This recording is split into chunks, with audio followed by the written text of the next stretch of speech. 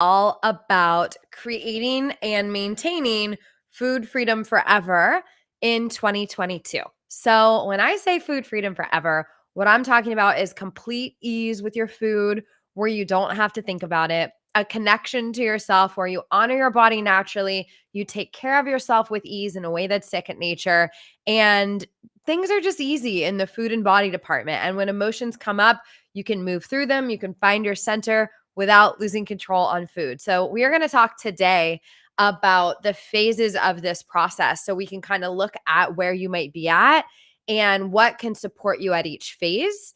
And so today's lesson is all about that. And then on Monday, after the new year, we're going to talk about how to keep the consistency because, change is one thing, but how do we keep consistency? How do we release self-sabotage? How do we not fall into that on and off track cycle? So that's going to be Monday's lesson. So today is the phases of food freedom forever and whatever else comes through via questions and everything else I teach on.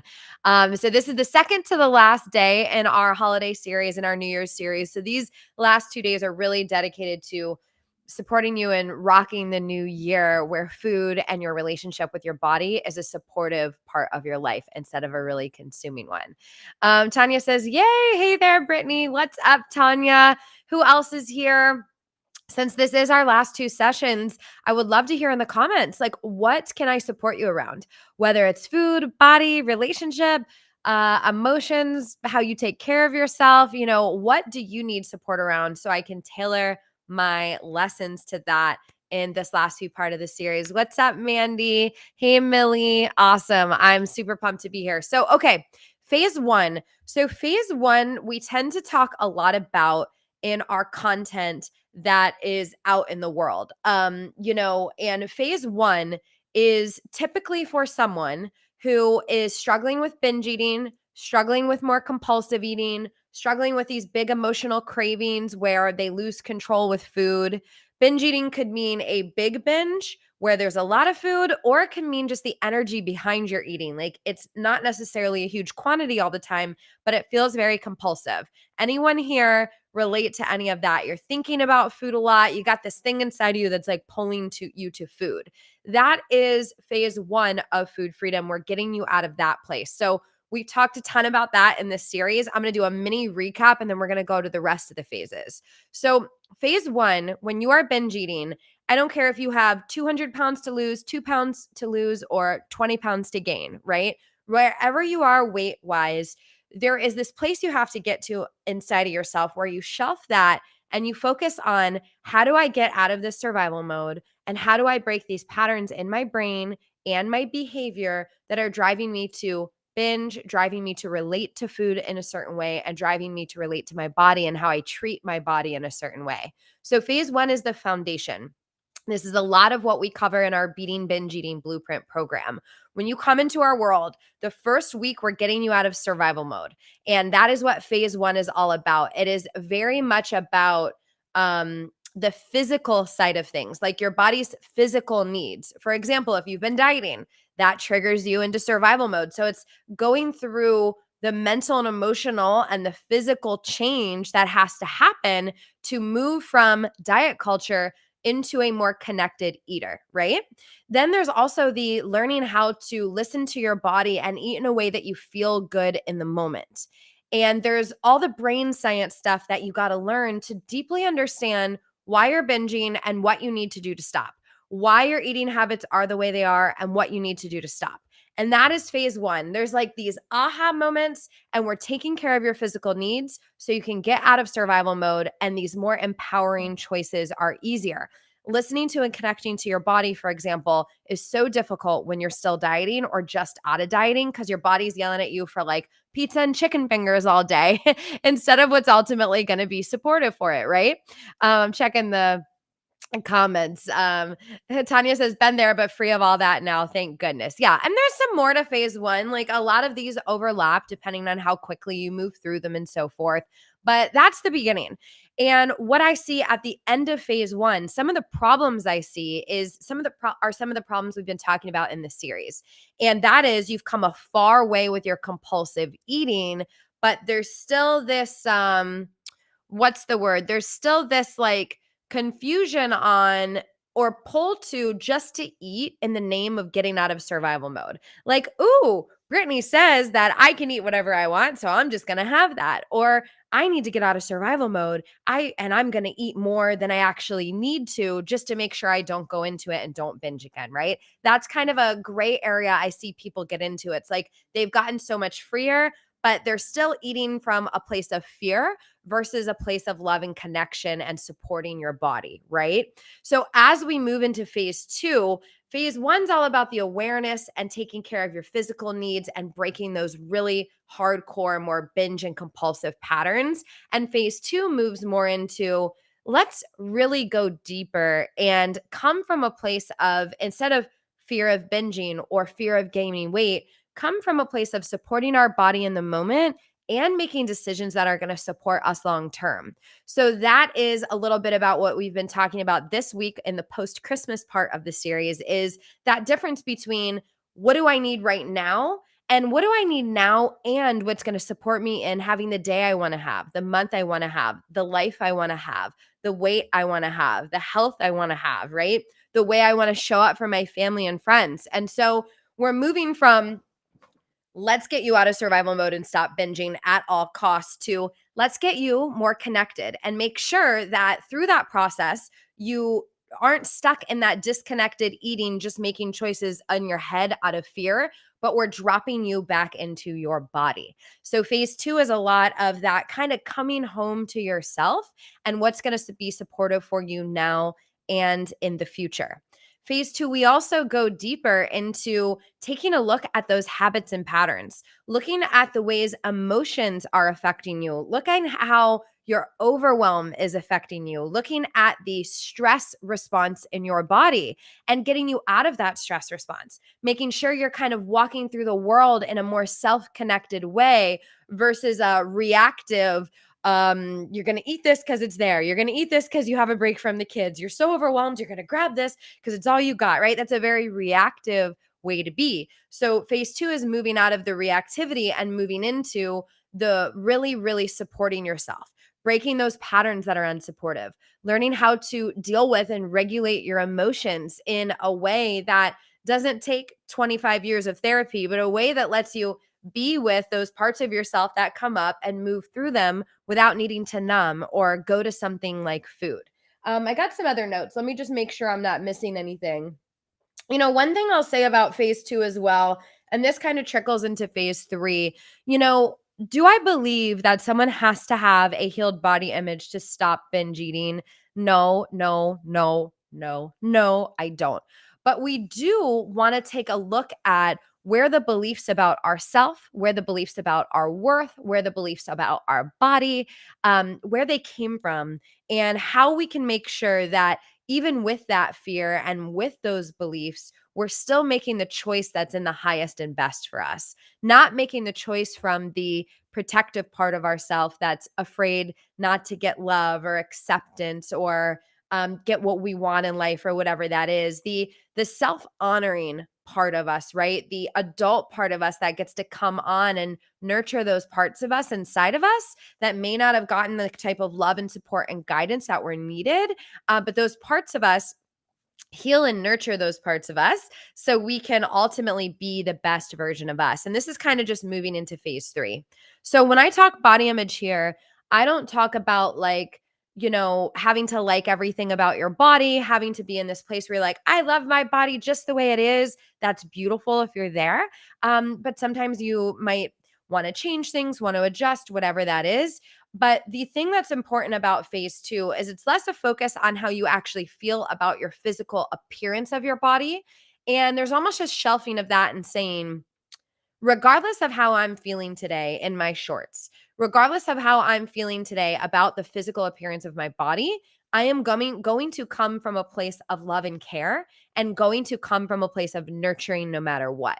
So phase 1 is like awareness, out of survival mode, let's stop the binges. Phase 2 is, you get to come back home to yourself. You get to connect with yourself. You get to show up in a way of care no matter what. And as we go into phase 3, we're doing the deeper work to make sure this stuff lasts for life. And phase 3 is a lot of the work that's going to prevent self-sabotage, because it starts to kind of rewire the way you are with food and the way you are with your choices, the way you treat your body, to where it becomes second nature. And phase 3 can be a short few months or a lifelong journey, depending. But it is, no matter what, even if you come really far, you know, it is a journey. There's always a deepening that can happen. You can be totally free and keep learning things about yourself. And that's the beautiful part of this process. So when I think of phase 3 and those things that really help us, not fall back into old patterns, some of the big things that stick out to me are the mental and emotional side of this whole stuff, right? So we can physically say, I need to get out of survival mode, so I'm going to eat more, right? We can physically go through the emotions, or through the motions, not the emotions, through the motions. But there's the mental and emotional side of it. Like, how are we feeling as we're doing that? Are we still operating in a place of stress and fear, right? So there's that piece. There's also a deepening of the ability to regulate ourselves. So many of us walk through the world with unhealed trauma, whether it's big T trauma, like huge things have happened to us that have greatly altered our the way we approach the world, abuse, incidents, accidents, all kinds of things. There could be trauma from health conditions, right? There could be trauma from burnout in a certain situation. There could be trauma just even if our parents were loving, but they had focuses on certain things in the house that made us put some worth in our physical appearance, our worth around our health and well-being. Or maybe parents just wanted nothing but the best for us, but they hovered a lot, and it caused them always making us be careful and telling us what to do, caused us to not trust that inner part in ourselves. I could go on and on and on and on and on and on. And whether you identify with trauma or not, we can just call it things that have happened to us growing up in the world. Um, Regardless, they shape us, and they shape the way they do things. And I'm not the type of coach that has to make you go back and think of everything that's happened to you and heal it all. That's not what I'm talking about. But I think it's important to have an understanding on a big level of how certain things affect us and the responses we go into, and how these responses shape how we go through the world. One of the responses I go into is people pleasing, right? And not having clear boundaries, and kind of mushing myself to support everyone else and neglect myself, right? That comes from a host of things from my past. Other patterns people go into is control, right? Can't control anything around me, so I'm going to control my eating. I'm going to control my schedule. I'm going to be so type A and so perfectionist that I'm going to actually neglect my inner world because I am pushing through. That's a response to things that have happened to us. So I'm less concerned necessarily about making you go back and heal all the things that have ever happened to you. Can we ever do that, right? And I support that, and we talk about it on our calls and things like that. But I want to make sure we look at the overarching thing of, what is the pattern that we're in? What are our defense strategies? How do we numb and cope? How do we deal with stuff in a way that's unproductive and unsupportive for our goals, our dreams, and who we want to bring to the world and to our families? And how can we make sure that we meet those patterns with love and care, that we heal those parts of us that are coming on board and causing that, and not get so stuck in the healing and the wallowing around that we're in this like healing loop forever, right? We have the awareness, and then we learn how to make the more empowering choice, and we can move on, right? We can recognize, "Ooh, I'm going into a pattern and I'm going to choose something else." We can, and this stuff starts to become second nature and a part of who you are. So that moves us into kind of phase 4, and there's nothing specific about phase 4 other than practice and embodiment. So I think I'm going to do a webinar probably next week on this stuff and the 4 phases. But you know, phase 4 and get more tangible with it all, and kind of how to do each and everything like that. But phase 4 is really about the embodiment and the practice of these things so they last for life. There's stages of learning. And the first stage of learning is like, you just don't know what you didn't know, right? You might not have known that you were in survival mode, right? And now you do. Now you know that eating got you in survival mode, or not eating enough got you in survival mode, right? Then you know what you didn't know, right? Okay, cool. Now I know survival mode's a thing, but now I got to think about doing it. I got to think about putting in the work to get out of survival mode. That's the second phase. The third phase is, hold on, think about doing it. The third phase is, okay, sorry. The third phase is I always get confused with these when I say them out loud, but they're categorized in my brain. I think I'm missing a phase, but the end phase that you get to, I know there's 4, but the end phase is that you get to is you don't have to think about doing it. It literally just becomes a part of who you are. And that's why phase 4 is so important. It's the practice, it's the embodiment, it's the like the continual, ooh, I'm in a pattern. How do I pause and move through this? The continual mini moments of self-care that eventually help you become where that's a part of you. The deeper work around your identity. I talked about this in one of the lessons this week, or maybe last week, but your identity, right? Over time, these conscious confidence. Yeah, I knew the name, but I was trying to say it in a way that wasn't the the sciencey name and just the understandable way. um, but yeah, so you know the piece about it just becoming who you are so you don't have to work hard at it, and that takes some time, but that is completely, completely possible, and I'm not saying that you don't have to think about this stuff because sometimes you will have to think about it, but for example, like it's a natural response for me now to figure out how I can regulate my emotions, right? So I had a day, I believe yesterday, where I was giving a lot all day. My entire day was basically around giving to other people, and I enjoyed many parts of it. But the end of the day hit, and um I felt overstimulated. Like I felt like I didn't really want to be touched. Sound was annoying me. I was overwhelmed. And old version of me would probably have just pushed through this and like performed in front of my boyfriend in the sense of like shaking it off and acted like nothing was wrong and just kind of shoved myself down to keep the peace. And then what would have actually happened is I would have probably been like resentful and said like some passive aggressive comments because I wouldn't have been able to bottle it in, but I didn't actually want to share it, right? This is old version of me. This version of me recognized that I was going into that pattern, that I needed a minute to myself.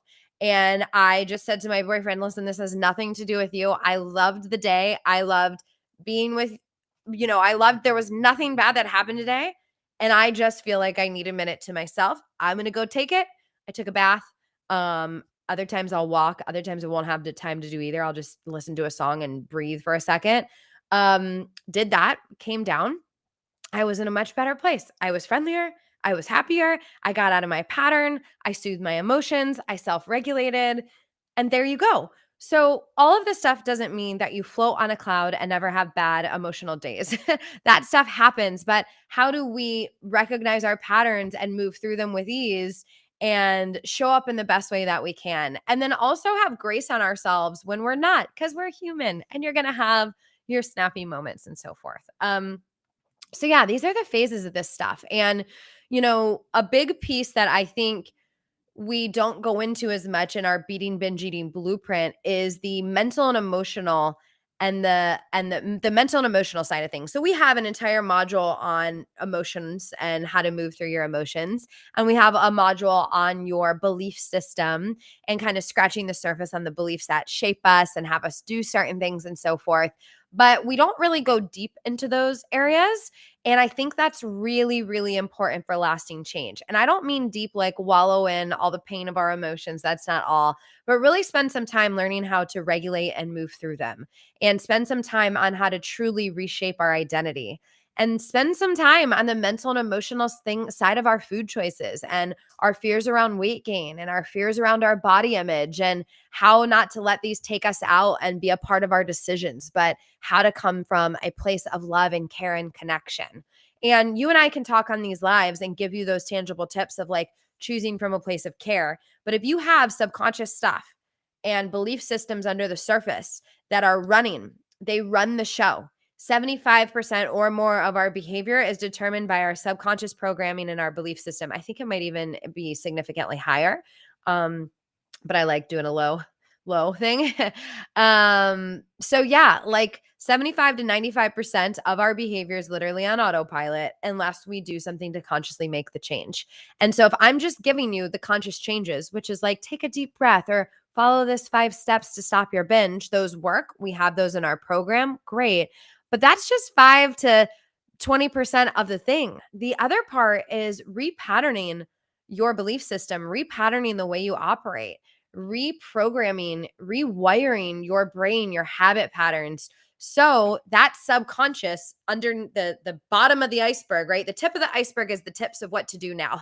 The stuff under the surface that actually governs your behavior is all of the subconscious work, right?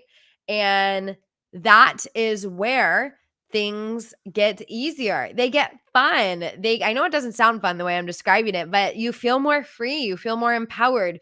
You start feeling shifts that you didn't even know were possible because you're changing from the inside out versus just sticking to something, right? A diet, a regimen that focuses on that top tip of the iceberg. It doesn't focus on all the stuff under the surface. So I think I'm going to do a more detailed webinar on this. I have some slides around this, the subconscious stuff, all of that, which I'm pumped about. And Tanya says, as a trauma-informed emotional health coach, I have the training and heart to help you. Always so happy to support Brittany and you guys with coaching and breath work. Yay! We're going to have Tanya come in and do some breath work and some deeper emotional work for our students, which we're pumped about. Learning how to do that's life-changing. Terry says she learned how to do these things in Food Freedom Forever. Yes. So Terry was a client of BBEB and FFF. I'll probably share some of the things that Terry shared with me, well, with her permission, maybe on Monday's live. I was just asking her what some of the changes were that she got from our Food Freedom Forever program besides just the food and weight stuff, right? Because I know that's what a lot of people want, but what other kind of changes are happening? And she shared some really incredible ones. So I'll be sure to share those with you all. So speaking of FFF, on Monday, I'm going to be announcing what is next for our organization and our coaching. And when I say FFF, it's Food Freedom Forever. And what it's going to look like, because I'm going to releasing all the details, but we are going to be, me and a group of our coaches and mentors are going to be intimately working with a very small group of women on their next level freedom where they never have to struggle with food again. All of this stuff I'm talking about, where you get to shift from the inside out, where you don't have to think and focus on what to eat and how to handle yourself at a family gathering or what to say to so and so. These things get easy. They become a part of who you are. You learn how to support and honor yourself in a way that takes care of you now and your health goals and your weight goals in the future. You learn how to walk through life without emotions knocking you out. And you learn this in a way that lasts because you have time to practice it and you have time to practice it with a community of people. And when I think of one of the single most important things for changing, it's it's being in the bubble and the conversation of change. So if you're here and you're thinking of all these changes on our live, and then you go home and you have an unsupportive environment or an environment that's triggering, or, so and so at the dinner table saying this, so and so at the dinner table on a diet, kids wanting different meals, husband or wife wanting different meals, all the things, right? People at coworkers at work bringing in food all the time, people commenting on your body, your diet, their body, their diet, her body, her diet. Like, oh my God, we're in a world that's really triggering with this stuff. And for your brain to get the lasting change that it needs that environment of change. So it has time to rewire.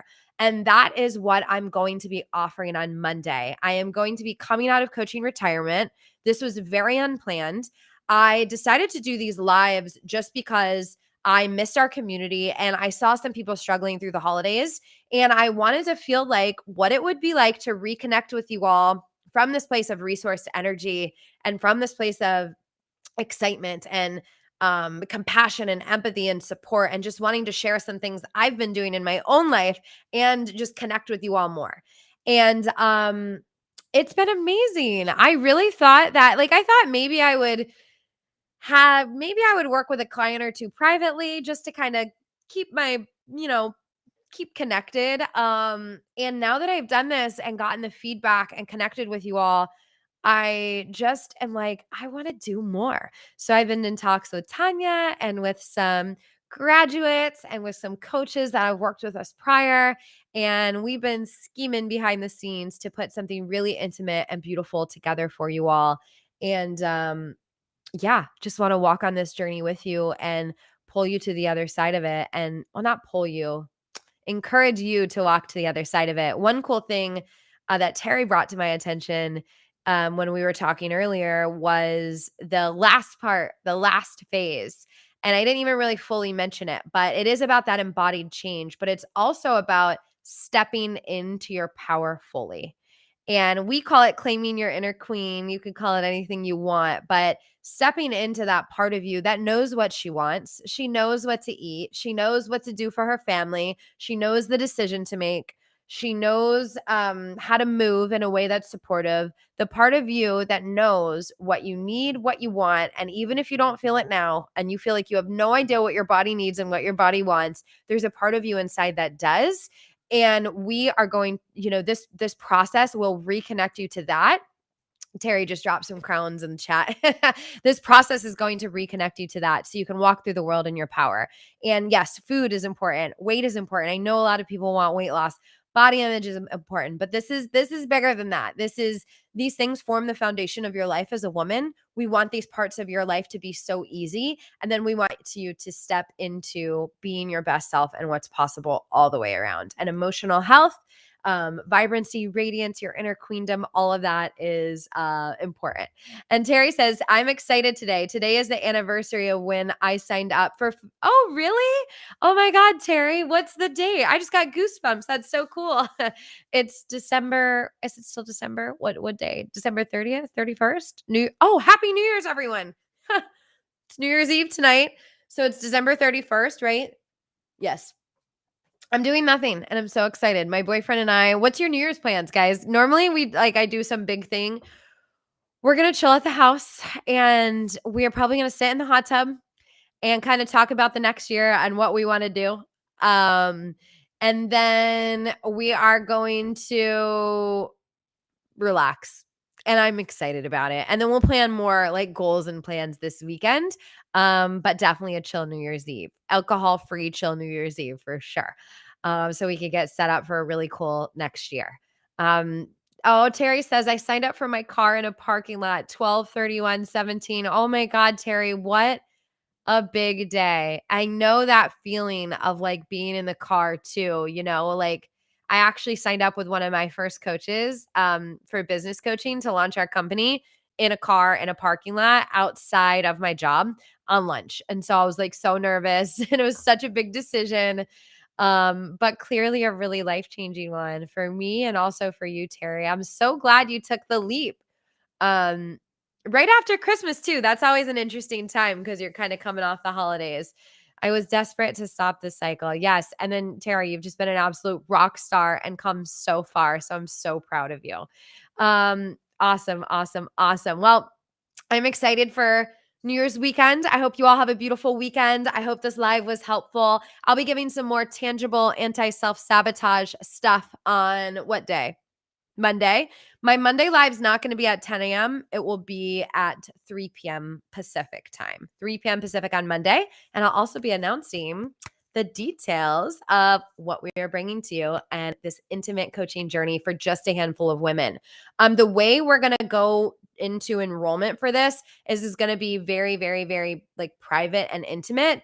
I want to make sure that anyone we bring in that we, one, are the best fit for you and what you want, but also it's got to be real good fit for us and the group and just make sure I want us to all be this kind of like cohesive unit that's going towards this goal together. And so we're going to be very like just intentional about who we have in and everything. And so, this is going to be for you if you're wanting if you're really, really wanting food to not be a struggle in any way, mentally, emotionally, physically, for it to be easy, for you not to have to think about this stuff anymore, if you're wanting a deeper connection with your body, and you're wanting to learn how to love and care and treat your body with reverence and respect naturally, once again, in a way you don't have to fight to do or force to do, no rigid plans, just a natural coming out of you.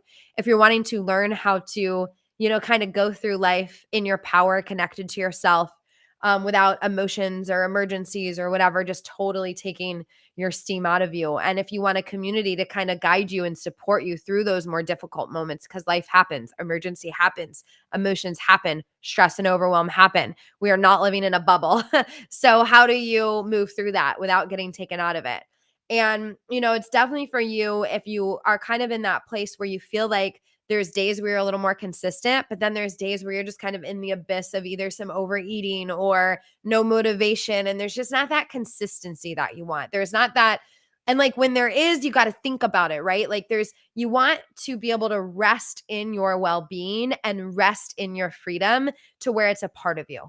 And that is what this journey is going to be about, is making this stuff a part of who you are versus something you have to work so hard and fight so hard at. So there will be some work in it. Don't get me wrong, because you got to work to get there. But I really want this to be a deep journey to support you in a transformation that ultimately lasts for life. So I'm excited about this. I'll be releasing all the details on Monday. I hope everyone has a beautiful, beautiful New Year's weekend. Have some fun, be safe, take care of yourself, enjoy the moment with your loved ones. And I'll see you Monday at 3 p.m. Pacific. I'm going to go get a little walk in, hence the workout outfit. Maybe I will wash and brush my hair for you on Monday. We'll see. All right. See you guys. All right. Bye, Facebook. See you Monday. Bye, Terry, Tanya. Hey, Joanne. Good to see you. Mandy. Awesome. Thanks